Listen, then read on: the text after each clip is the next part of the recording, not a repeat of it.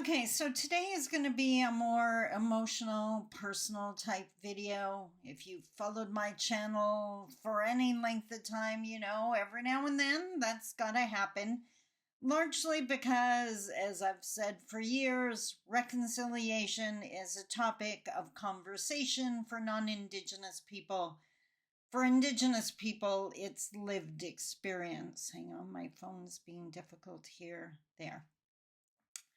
So, what I wanted to talk about today is allyship because if there's one thing I get asked all the time is how is it to be a good ally or how do you do that? Where is the line? And if there's one thing I want to stress is allyship is the back-to-back teaching. I think I'm going to have to do a video just on back-to-back teaching so people could go reference it if they need to. But the idea is two people standing back to back. Neither of them can see the entire room. They each have a blind spot, which is the part of the room that is obvious to the other person, the part that's directly in front of them. And if we don't get better at hearing each other, reconciliation is not going to happen. Allyship is supporting people who believe things and see things that you can't see. And often what we see are so-called allies, non-Indigenous people that think they understand Indigenous people, and that's why they're an ally. They're actually one of our biggest threats because there is no humility teaching there. An ally doesn't understand our worldview the way we do things, no matter how much experience they have. What they do is hold space for us. They invite us to the meetings. They hold open the door. They pass us the microphone. But this morning I had an experience. Okay, another thing, if you followed me for a while, you know that I'm a huge Ed Mylett fan. And this morning on the treadmill, every morning I do my Growth Day app with Brendan Burchard and listen to the Daily Fire. And I watch a portion of a video from Ed Mylett. I do a half an hour, so sometimes it's a half an hour, sometimes his podcasts are an hour and a half, so I spread it over 3 days. This morning the podcast I was watching, which I think is from December, he was interviewing Keke Palmer, and she had some experiences when she was younger that were, where I'm going. Those experiences that so many of us have. And that got me thinking of fathers as allies because it's back-to-back teaching again. Dads of young little girls or girls of any age do not see the world through our eyes. They do not experience the world the way a female experiences the world. So they have to be our ally. They have to have our back even when a situation doesn't look to them like we say it looks to us.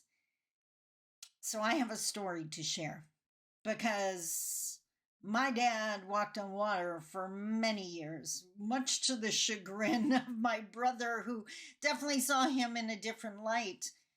But my father was human and he had shortcomings. And there were things he did that definitely didn't help. And it falls into the ally conversation. So let's talk about it.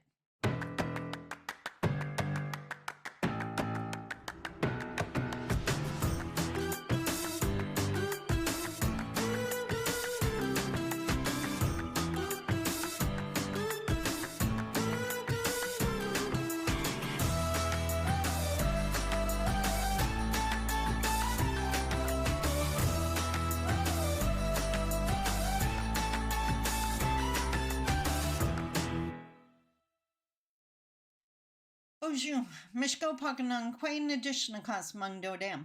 Hi, everybody. My name is Sandy Boucher.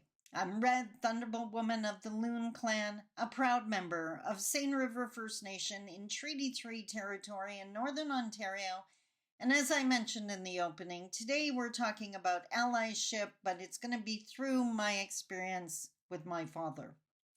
So I am Anishinaabe. I am a proud member of Seine River First Nation. I'm considered status Indian in the eyes of Canada. But my father was a French Canadian. He was non Indigenous. And like I said, for many, many years, I believe my dad walked on water because, like so many young girls, especially when you're the only daughter, I was daddy's little girl. My dad was my biggest fan. My dad would tell me that I was going to be prime minister one day. Don't even go there just because Justin just resigned. That's no. I don't want that job. Anyways, I digress. My dad was such a huge fan, but as I said, back to back teaching, as I was watching that Ed Milet video this morning with Keke Palmer, a certain incident came to mind. I've mentioned it before, just adding a different element to it today. So I was born and raised in a very small northern Ontario town of 400 people. We had 2 stop signs and we were incredibly proud of that. We have more now. And one day I was, you walked everywhere because it was like 5 minutes to get anywhere. And Dad and I were walking back from the store heading home. And if I had to guess, I was like 4 or 5 in this memory. I remember the little dress I was wearing. I remember how far I had to reach up to hold my father's hand.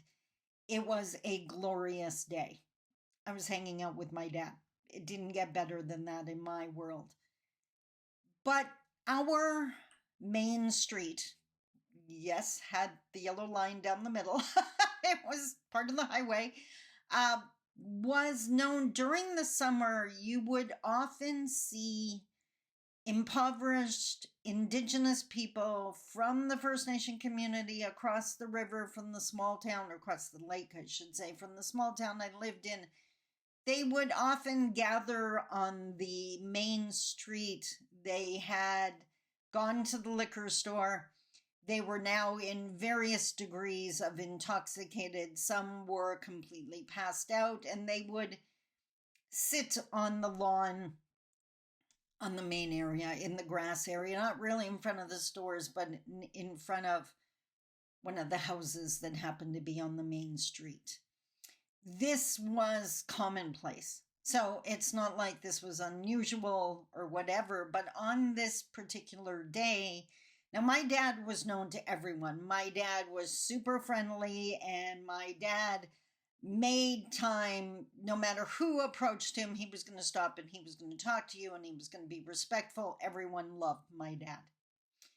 And on this particular day, I can still remember this man's face. And yes, I feel that.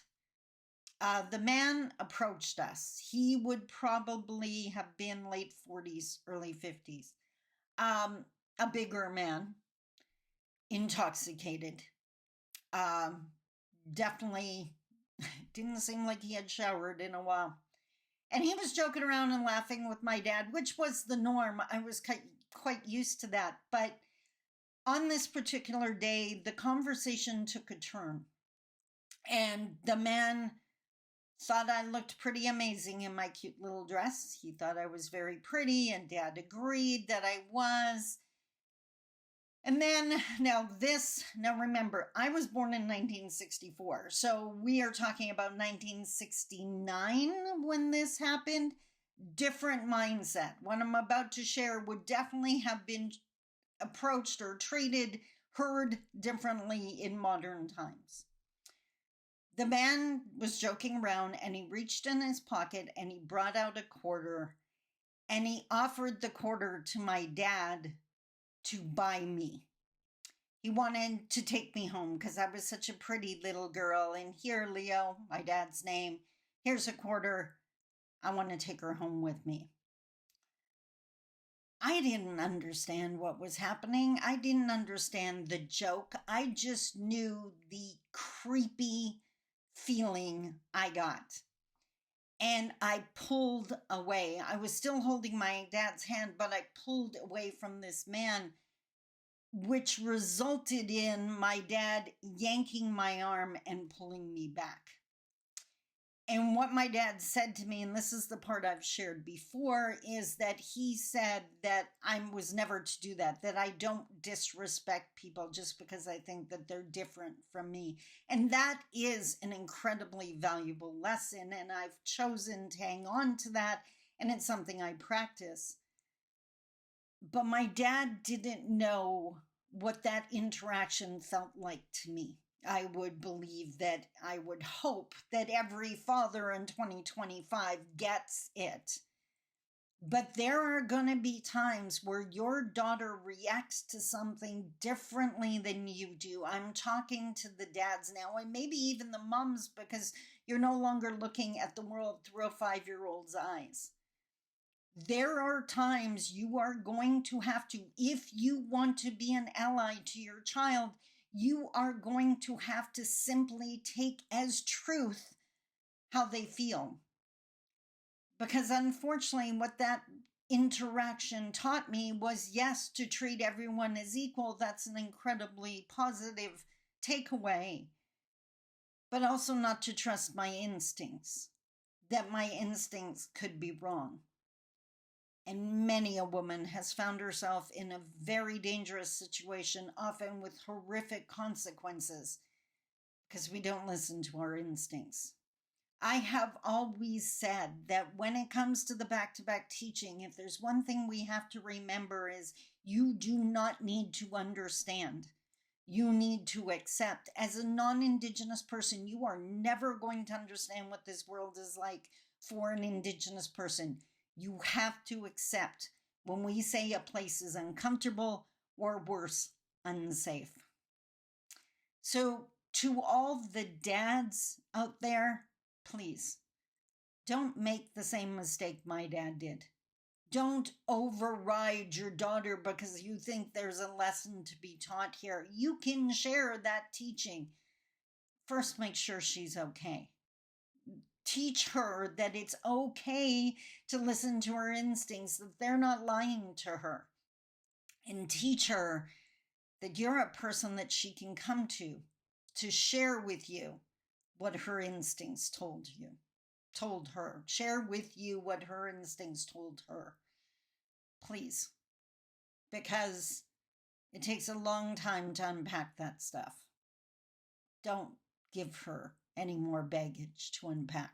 The world is going to do that enough. I hope that made sense. Yes, it ties into reconciliation because we need our allies. Just don't need our allies walking around out there with ego saying they understand, because you don't. Your job is to hold space for the people you don't understand. That's an ally. Until tomorrow, I love you. Take care. Bye-bye.